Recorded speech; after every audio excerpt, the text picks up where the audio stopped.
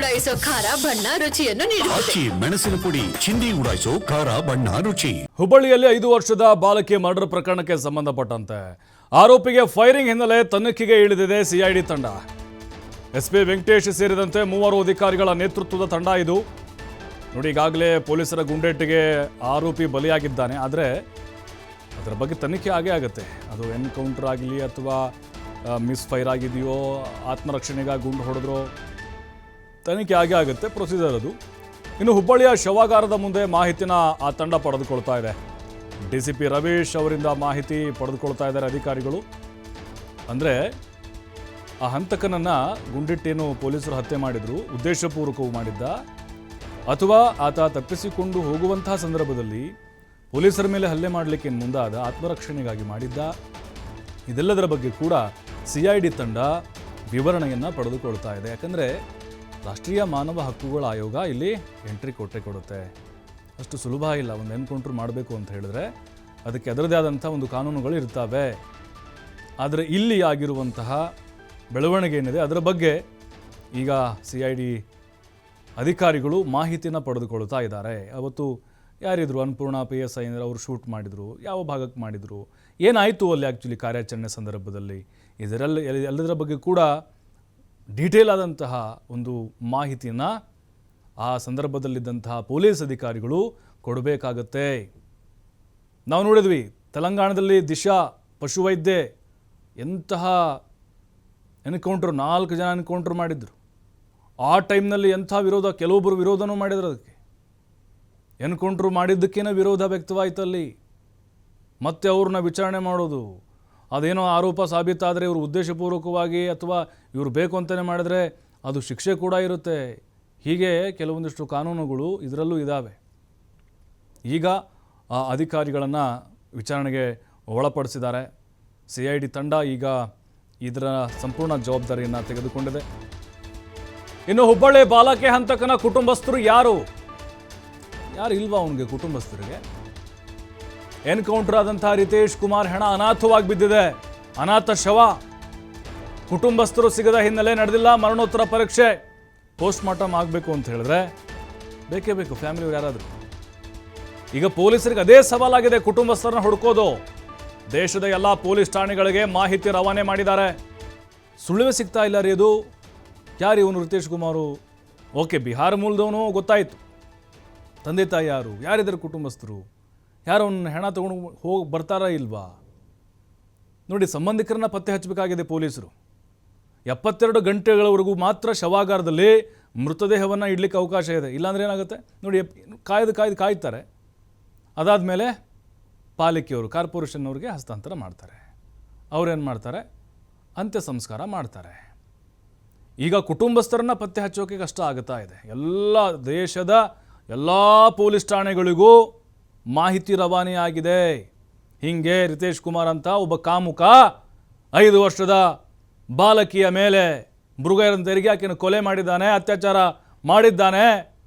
ಅವನು ಎನ್ಕೌಂಟ್ರ್ ಮಾಡಿ ಬಿಸಾಕಿದ್ದೀವಿ, ಅವನು ಹಣ ಇದ್ದಾರೆ, ತೊಗೊಂಡವ್ರು ಯಾರಿದ್ದಾರೆ, ಅವ್ರ ಫ್ಯಾಮಿಲಿ ಎಲ್ಲ ಮಾಹಿತಿ ಕೊಟ್ಟಿದ್ದಾರೆ. ಅವ್ರ ಕುಟುಂಬಸ್ಥರು ಗೊತ್ತಿದ್ರೂ ಕೂಡ ಬರ್ತಾ ಇಲ್ವೋ? ಬಂದರೆ ಮತ್ತೆ ಮಾನ ಮರ್ಯಾದೆ ಹರಾಜಾಗುತ್ತೆ ಅನ್ನುವಂಥದ್ದು. ಅಯ್ಯೋ, ಎಂಥ ಮಗನಿಗೆ ಜನ್ಮ ಕೊಟ್ಟೆ ಅಂಥೇಳಿ ಆ ತಾಯಿ ಮುಂದೆ ಬರದೇ ಇರ್ಬೋದು. ಇಂಥವು ಭಾಳ ಕೇಸಸ್ಗಳಾಗಿದ್ದಾವೆ. ಹೆಣ ತೆಗೆದುಕೊಂಡು ಹೋಗದೆ ಕಾರ್ಪೊರೇಷನ್ ಅವರೇ ಅಲ್ಲಿ ಅಂತ್ಯ ಸಂಸ್ಕಾರ ಮಾಡಿರುವಂಥದ್ದು. ಈ ಬಗ್ಗೆ ಮತ್ತಷ್ಟು ಮಾಹಿತಿ ಕೊಡ್ತಾರೆ. ನೇರ ಸಂಪರ್ಕದಲ್ಲಿ ನಮ್ಮ ಪ್ರತಿನಿಧಿ ಯಲ್ಲಪ್ಪ ಸೋಲಾರ್ಗೋಪ.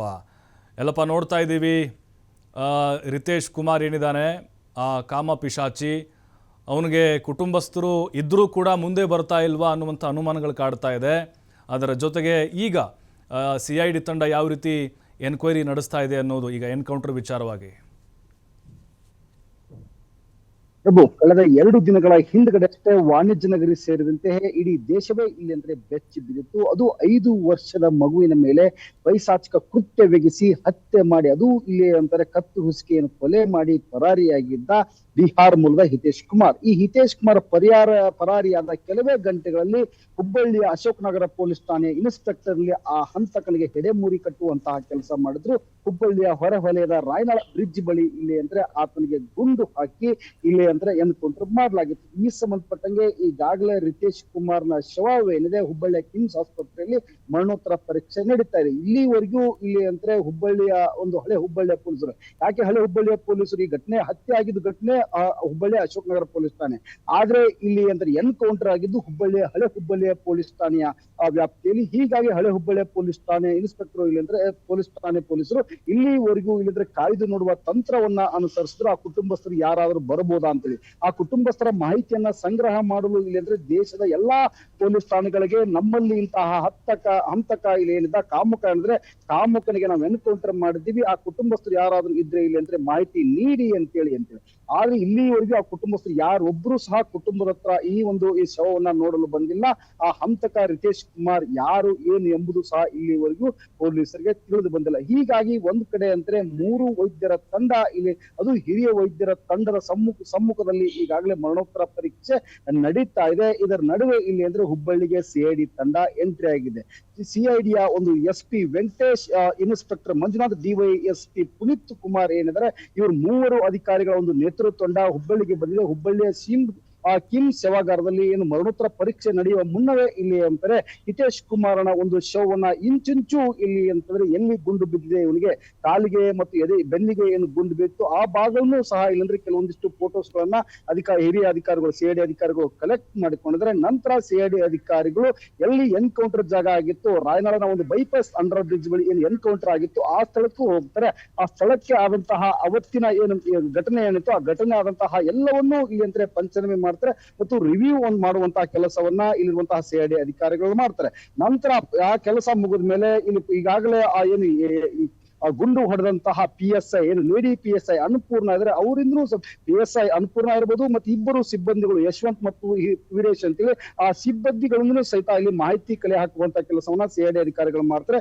ಈ 3 ಜನ ಈಗಾಗಲೇ ಹುಬ್ಬಳ್ಳಿಯ ಕಿಮ್ಸ್ ಆಸ್ಪತ್ರೆಯಲ್ಲಿ ಚಿಕಿತ್ಸೆ ಪಡೆಯುತ್ತಾರೆ. ಅವರ ಆರೋಗ್ಯದ ಜೊತೆಗೆ ಇಲ್ಲಿ ಅಂತಾರೆ ಅವತ್ತು ಘಟನೆ ಇಡೀ ದಿನ ಕಾರ್ಯಾಚರಣೆ ಹೇಗಾಯ್ತು ಈ ಸಂಬಂಧಪಟ್ಟ ಎಲ್ಲವನ್ನೂ ಮಾಹಿತಿಯನ್ನ ಕಲೆ ಹಾಕುವಂತಹ ಕೆಲಸವನ್ನ ಸಿಐಡಿ ಅಧಿಕಾರಿಗಳು ಮಾಡ್ತಾರೆ. ಇದ್ರ ನಡುವೆ ಯಾವ ಬಾಲಕಿ ಇವತ್ತು ಹತ್ಯೆ ಆಗಿದ್ಲು, ಇಲ್ಲಿ ಅಂದ್ರೆ ಸಾವನ್ನಪ್ಪಿದ್ಲು, ಅವರ ಕುಟುಂಬಕ್ಕೆ ಇಲ್ಲಿ ಅಂದ್ರೆ ಮಾಜಿ ಮುಖ್ಯಮಂತ್ರಿ ಜಗದೀಶ್ ಶೆಟ್ಟರ್ ಭೇಟಿಯಾಗಿ ಆ ಕುಟುಂಬಕ್ಕೆ ಸಾಂತ್ವನ ಹೇಳುವಂತಹ ಕೆಲಸವನ್ನ ಮಾಡಿದ್ರೆ, ಇನ್ನೊಂದು ಕಡೆ ತಂದೆ ತಾಯಿಗೆ ಒಂದು ಧೈರ್ಯ ತುಂಬುವಂತಹ ಕೆಲಸವನ್ನು ಸಹ ಇಲ್ಲಿ ಜಗದೀಶ್ ಶೆಟ್ಟರ್ ಮಾಡಿದ್ರೆ. ಇದ್ರ ನಡುವೆ ಈ ಒಂದು ಪ್ರಕರಣ ಸಾಕಷ್ಟು ತುರುಸ್ಕೊಂಡಿತ್ತು. ಅದು ಏನು ಅಂತ ನೋಡಿದಾಗ ಇಲ್ಲಿ ಅಂತಾರೆ ಯಾವ ಹಂತಕ ಹಿತೇಶ್ ಕುಮಾರ್ನ ಮರಣೋತ್ತರ ಪರೀಕ್ಷೆ ಮಾಡಬೇಡಿ ಅಂತೇಳಿ ಇಲ್ಲಿ ಕೆಲವೊಂದಿಷ್ಟು ಜನ ಬೆಂಗಳೂರಿನ ಒಂದು ಹೈಕೋರ್ಟ್ ನಲ್ಲಿ PIL ಸಲ್ಲಿಕೆ ಮಾಡಿದ್ರೆ, ಅದರ ನಡುವೆ ಇಲ್ಲಿ ಅಂತಾರೆ ಮರಣೋತ್ತರ ಪರೀಕ್ಷೆ ನಡೀತಾ ಇದೆ. ಯಾಕೆ ಅಂದ್ರೆ ಈಗಾಗಲೇ ರಾಷ್ಟ್ರೀಯ ಏನು ಮಾನವ ಹಕ್ಕುಗಳ ಏನು ನಿಯಮಗಳೇನಿದೆ ಆ ನಿಯಮಗಳ ಪ್ರಕಾರ ಇಲ್ಲಿ ಅಂದ್ರೆ ಮರಣೋತ್ತರ ಪರೀಕ್ಷೆ ನಡೀತಾ ಇದೆ. ಈಗಾಗಲೇ ಮರಣೋತ್ತರ ಪರೀಕ್ಷೆ ಮುಗಿದ ಬಳಿಕ 72 ಗಂಟೆಗಳ ಕಾಲ ಇಲ್ಲಿ ಅಂತಂದ್ರೆ ಆತನ ಮೃತದೇಹವನ್ನ ಇದೇ ಕಿಮ್ಸ್ನ ಶವಾಗಾರದಲ್ಲಿ ಇಡಲಾಗುತ್ತೆ. ನಂತರ ಯಾರೂ ಸಹ ಕುಟುಂಬಸ್ಥರು ಬರದೇ ಇದ್ದಾಗ ಹುಬ್ಬಳ್ಳಿ ಮಹಾನಗರ ಪಾಲಿಕೆ ಆ ಶವವನ್ನು ಹಸ್ತಾಂತರ ಮಾಡುತ್ತೆ. ಹುಬ್ಬಳ್ಳಿ ಮಹಾನಗರ ಪಾಲಿಕೆ ಎಲ್ಲ ವಿಧಿವಿಧಾನಗಳನ್ನು ಮಾಡಿ ಇಲ್ಲಿ ಅಂದ್ರೆ ಅಂತಿಮ ವಿಧಿವಿಧಾನಗಳನ್ನು ಮಾಡುತ್ತೆ, ಅಂತ್ಯ ಸಂಸ್ಕಾರ ಮಾಡುತ್ತೆ. ಇಲ್ಲಿ ಒಂದೇ ಏನಂತಾರೆ ಇಲ್ಲಿ ಒಂದು ರಾಷ್ಟ್ರೀಯ ಏನು ಮಾನವ ಹಕ್ಕುಗಳ ನಿಯಮಗಳ ಪ್ರಕಾರ ಇಲ್ಲಿ ಆ ಹೆಣವನ್ನ ಇಲ್ಲಿ ಯಂತ್ರ ಆ ಶವವನ್ನ ಸುಡಬಾರ್ದು, ಹೂಳಬೇಕು ಅಂತಿದೆ. ಅದೇ ಪ್ರಕಾರ ಇಲ್ಲಿ ಅಂತ ಮಹಾನಗರ ಪಾಲಿಕೆ ಒಂದು ಆ ಹಂತಕನ ಹೆಣವನ್ನ ಇಲ್ಲಿ ಅಂತ ಯಾಕೆ ಇಲ್ಲಿ ಹೆಣ ಹೂಳುತ್ತೆ, ಯಾಕೆ ಇಲ್ಲಿ ಅಗ್ನಿಸ್ಪರ್ಶ ಮಾಡಬಾರ್ದು ಅಂತಂದ್ರೆ ಯಾವಾಗ ಬೇಕಾದ್ರೂ ಆ ಕುಟುಂಬಸ್ಥರು 3 ತಿಂಗಳ 4 ತಿಂಗಳಾದ್ರೂ ಬಿಟ್ಟು ಬರಬಹುದು. ಅವಾಗ ಇಲ್ಲಿ ಅಂದ್ರೆ ಮತ್ತೊಮ್ಮೆ ಇಲ್ಲಿ ಅಂತಂದ್ರೆ ಮರಣೋತ್ತರ ಪರೀಕ್ಷೆ ಮಾಡಲಾಗುತ್ತೆ. ಅದೇ ಒಂದು ಕಾರಣಕ್ಕೆ ಇಲ್ಲಿ ಅಂತಂದ್ರೆ ಆ ಅಗ್ನಿಸ್ಪರ್ಶ ಮಾಡಿದ್ರೆ ಹೂಳುವಂತ ಕೆಲಸವನ್ನ ಮಾಡ್ತಾರೆ. ಈ ಒಂದು ಪ್ರಕರಣ ಈಗಾಗಲೇ ಸಿಐಡಿ ಎಂಟ್ರಿ ಆಗಿದ್ರಿಂದ ಮತ್ತಷ್ಟು ತುರುಸು ಪಡೆದುಕೊಂಡಿದೆ. ಪ್ರಭು, ಥ್ಯಾಂಕ್ ಯು ಎಲ್ಲಪ್ಪ ತಮ್ಮೆಲ್ಲ ಮಾಹಿತಿಗಾಗಿ.